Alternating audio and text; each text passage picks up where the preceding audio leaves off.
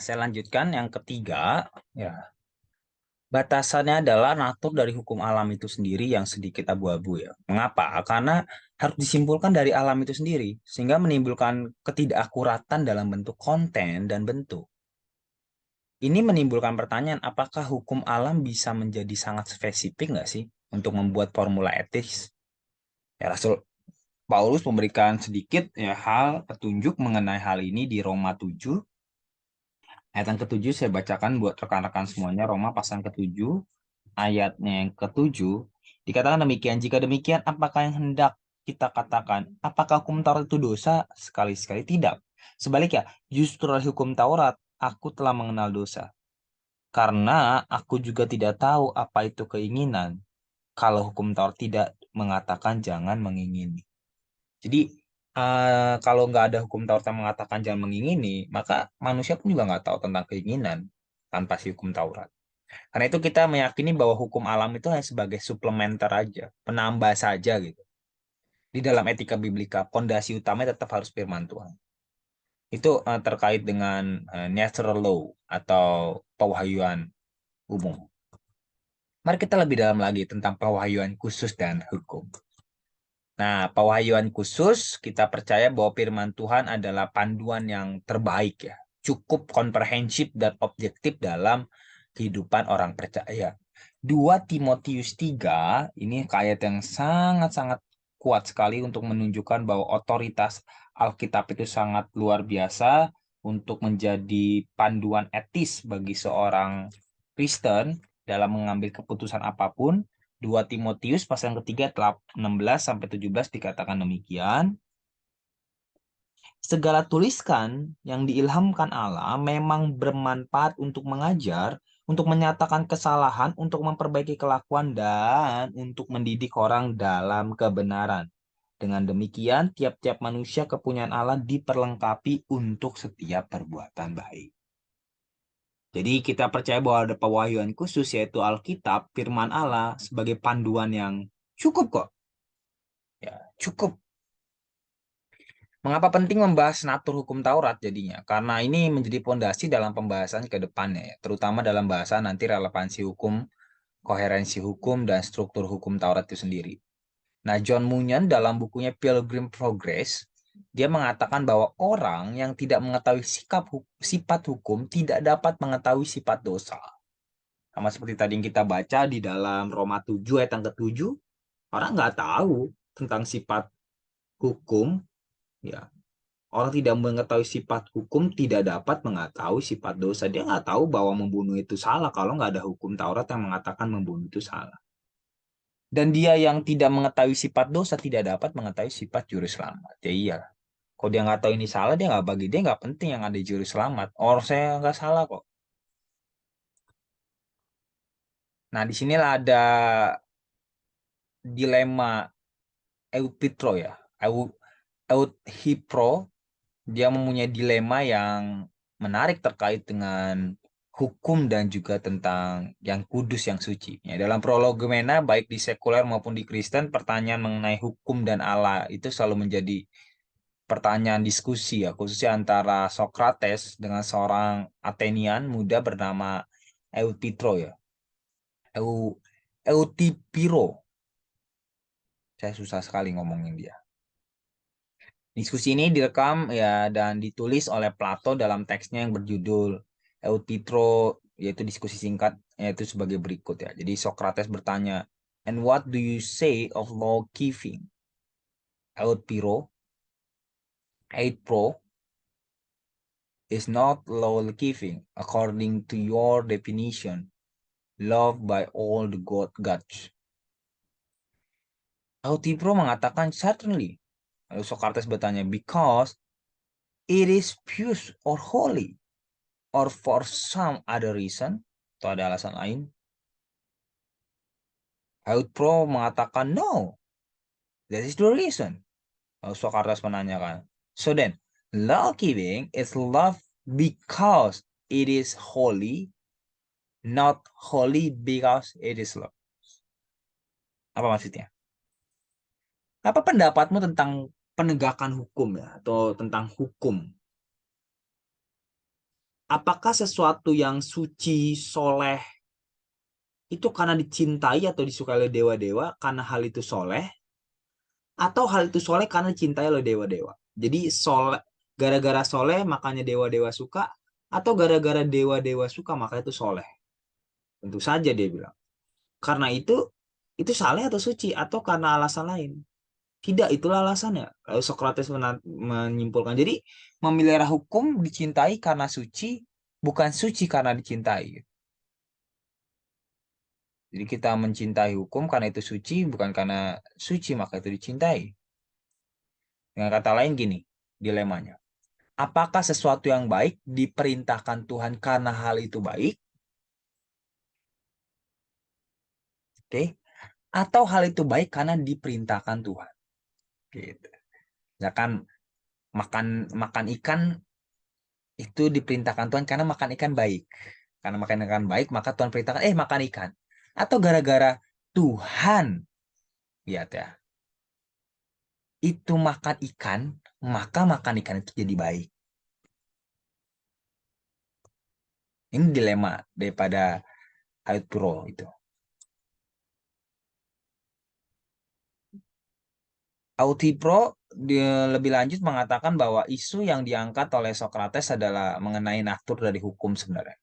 Dengan asumsi ada sebuah sistem etika deontologi, sebuah hukum dari yang ilahi, dan Socrates merenungkan hubungan dari hukum dan Allah.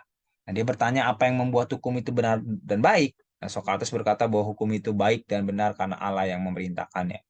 Atau hukum bisa baik dan benar karena Allah yang memerintahkan apa yang baik dan benar.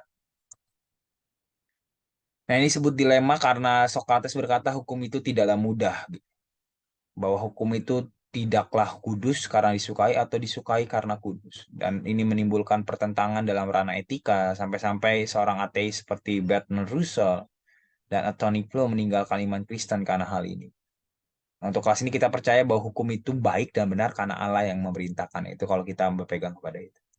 Ya ini.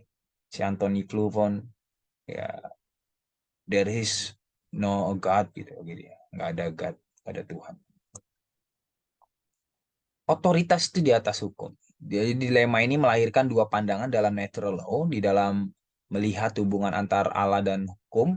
Pertama, otoritas Allah berada di atas hukum atau hukum berada di atas otoritas Allah. Nah, pandangan pertama mengatakan kuasa hukum sejatinya apa yang membuat hukum itu baik dan benar di tangan Allah yang memberikan hukum tersebut. Jadi otoritas Allah berada di atas hukum. Nah, posisi ini mengatakan bahwa hukum itu baik dan benar hanya karena Allah yang memberikannya. Kalau bukan Allah, maka belum tentu benar hukum itu. Ada beberapa kritikan ya terhadap pandangan yang pertama ini. Salah satunya adalah paham bahwa Allah dianggap sebagai arbitrari ya. Arbitrari itu bicara mengenai kesewenang-wenangan. Ya, kayak sesuka Allah aja gitu ya, dalam memberikan hukum. Dalam paham ini anggaplah adalah Allah mampu merubah hukum moral kapanpun suka-suka dia gitu. Ujungnya ini akan berdampak pada doktrin impasibilitas dan otoritas Alkitab nantinya. Yang kedua, pandangan ini dianggap mengesampingkan kebaikan Tuhan di dalam memberikan hukum. Karena hukum tidak berbicara baik, kebaikan Tuhan dianggap lebih rendah, sedikit dari kuasanya. Oke, suka-suka dialah gitu. Oh, dia mau masukin, mau nolak, mau reject, mau apa, suka-suka Tuhan. Itu keberatannya. Nah, kalau otoritas di atas hukum. Nah, keberatan ketiga adalah hubungan dengan penebusan Kristus. Pertanyaan yang sering ditanyakan oleh kaum awam dan orang tidak percaya adalah kenapa Yesus harus mati mengenaskan di atas salib. Kalau otoritas di atas hukum gitu. Ya, kenapa dia nggak selamatin aja selesai kan? Kalau Allah yang Maha Kuasa sanggup mendeklarasikan manusia diampuni, kenapa dia harus mati di kayu salib? Secara alam bawah sadar, pertanyaan ini berbicara mengenai otoritas di atas hukum sebetulnya. Kalau manusia melanggar hukum Allah dengan berbuat dosa, bukankah Allah bisa mengobati dengan mendeklarasikan manusia diampuni dengan otoritasnya? Jadi ya sesuka Allah lah.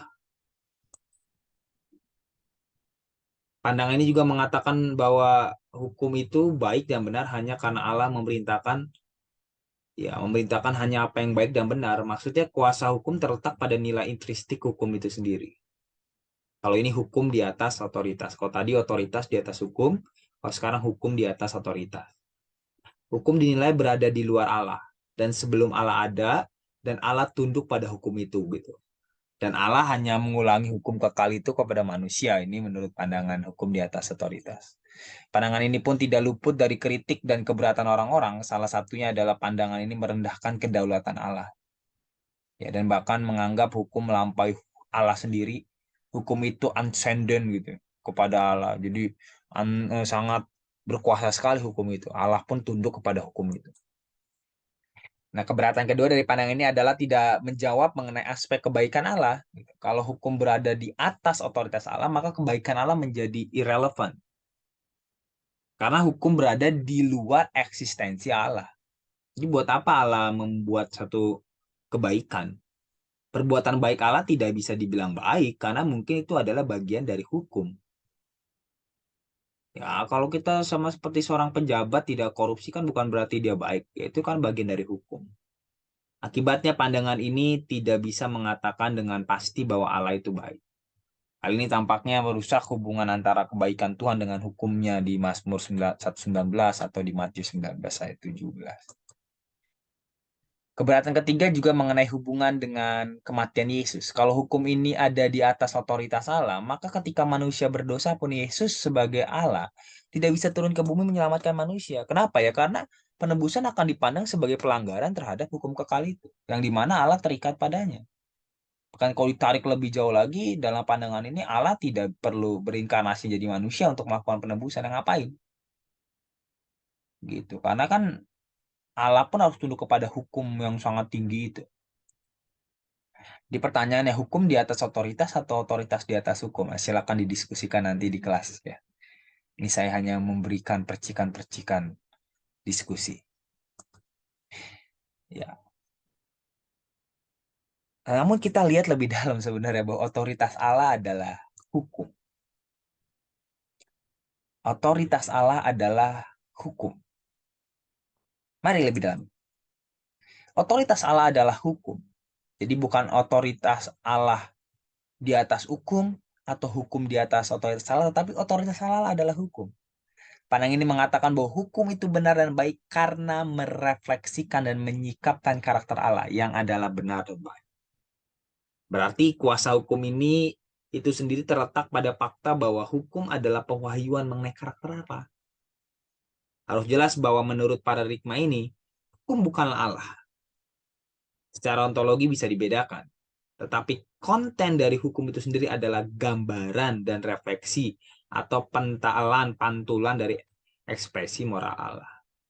Maksudnya hukum bukan Allah ya, seakan-akan hukum yang hebat sekali. Tapi otoritas Allah lah, bukan Allahnya, tapi otoritasnya adalah hukum. Salah satu pandangan yang menguatkannya adalah persoalan pengudusan itu.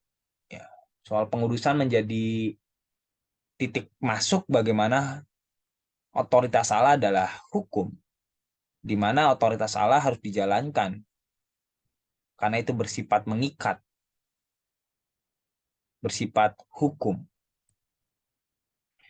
Alkitab berkali-kali bicara tentang hidup kudus kan ya. Sebagai contoh, Yesus berkata di Matius 5 ayat 48, untuk kita jadilah sempurna gitu ya. Karena Bapamu di surga sempurna. Paulus menasihati umatnya untuk mengikuti Kristus. Petrus meminta jemaat untuk menjadi kudus karena dia yang memanggil kita adalah kudus. Dan 1 Petrus 1 ayat 15 sampai 16 ya. Bukan 115, tidak ada Petrus sampai 115 ayatnya.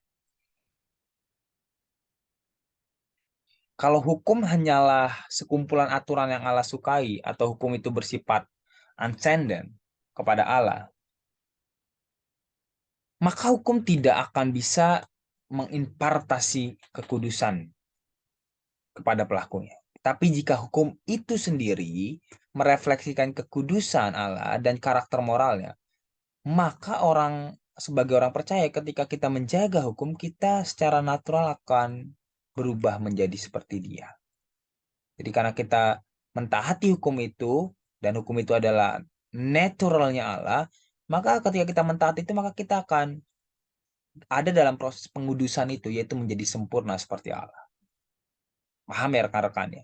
Jadi otoritas adalah hukum Allah, dan ketika kita melaksanakan hukum-hukum yang ada, dan dia hukum secara cara umum dan khusus, ya, secara khusus yaitu dari Alkitab, kita sedang mengikuti daripada karakter Allah, sehingga ending daripada itu adalah kita sama seperti Allah. Itulah maksudnya daripada pengudusan. Maka dari itu kita mengerti ketika Daud berdosa, dia tidak berdosa kepada pelanggaran hukum, tetapi kepada Allah. Itu Mazmur 51 keempat, saya bacain buat rekan-rekan.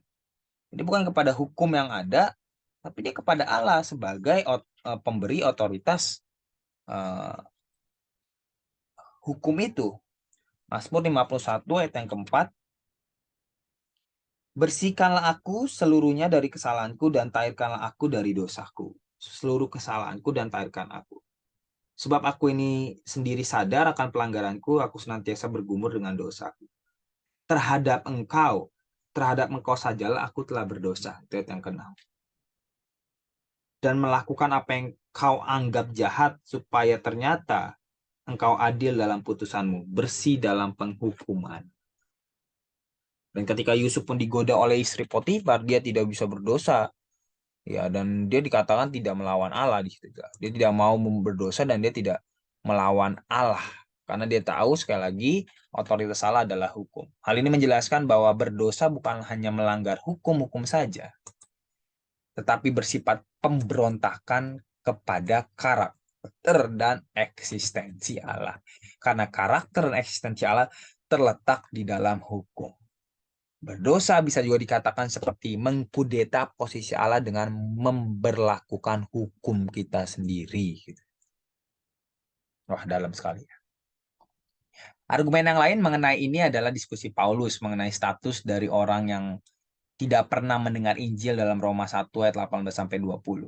Nah, karena hukum itu merefleksikan karakter moral Allah, dan karakter Allah itu terlihat dan nampak di tatanan ciptaan serta alam semesta ini, maka menolak karakter Allah adalah sama dengan menolak melakukan hukumnya. Sehingga setiap manusia tidak bisa dilepaskan dari kutukan dosa. Karena dengan menutupi pengetahuan tentang Allah, mereka walaupun tidak memiliki hukum Taurat, mereka menjadi hukum Taurat bagi diri mereka sendiri. Jadi hukum itu merefleksikan karakter moral Allah, baik hukum, pewahyuan umum maupun khusus. Apabila kita menolak itu, melakukannya, maka kita sebenarnya sedang menolak karakter Allah, menolak eksistensi Allah. Itulah rekan-rekan yang saya pelajari dalam antropologi, khususnya mengenai teori evolusi. Wow, sangat canggih sekali dibuat ya kan, dengan segala penemuan-penemuannya. Tapi tahukah saudara, ending daripada teori evolusi adalah mengatakan bahwa karena kita tidak diciptakan oleh Allah dan tidak ada karakter Allah, maka kita tidak perlu bertanggung jawab kepada Allah. Itu cita-cita akhir yang ingin dia sampaikan. Pada akhirnya etika biblika lebih daripada mentaati hukum Taurat atau mentaati hukum. Nah, diskusi kita berujung kepada pemahaman bahwa natur dari hukum itu adalah Allah itu sendiri. Jadi hukum itu adalah Allah itu sendiri. Hukum Taurat adalah Allah itu sendiri. Mereka memiliki relasi yang kuat antara hukum dan Allah. Secara ontologi berbeda. Walaupun secara ontologi berbeda. Tapi firman Tuhan menjelaskan bahwa orang Kristen itu sudah diselamatkan berdasarkan kasih karunia dan pembenaran karena iman, bukan karena hukum. Lalu bagaimanakah hubungannya antara hukum dengan berita Injil? Kita nantikan di kesempatan yang akan datang. Demikian rekan-rekan bisa kita pelajari tentang natur daripada hukum, baik dari pewahyuan umum maupun pewahyuan khusus, dan bagaimana hukum bukan di atas otoritas atau otoritas di atas hukum, tapi otoritas Allah lah adalah hukum. Mari kita sama-sama berdiskusi. Kalau rekan-rekan ada yang ingin menyampaikan, silakan taruh di kolom chat. Ya, semangat terus kita belajar. Mari kita bersatu dalam doa. Allah Bapa, kami mengucap syukur hari ini. Kami selesai belajar. Dan kira setiap pembelajaran ini boleh kami lakukan dan kami memahami dengan baik. Dan kami boleh bisa menerapkannya di dalam kehidupan kami. Dalam nama Bapa, Putra dan Roh Kudus, dalam nama Yesus Kristus. Haleluya. Amin. Sampai bertemu di kesempatan akan datang. God bless you.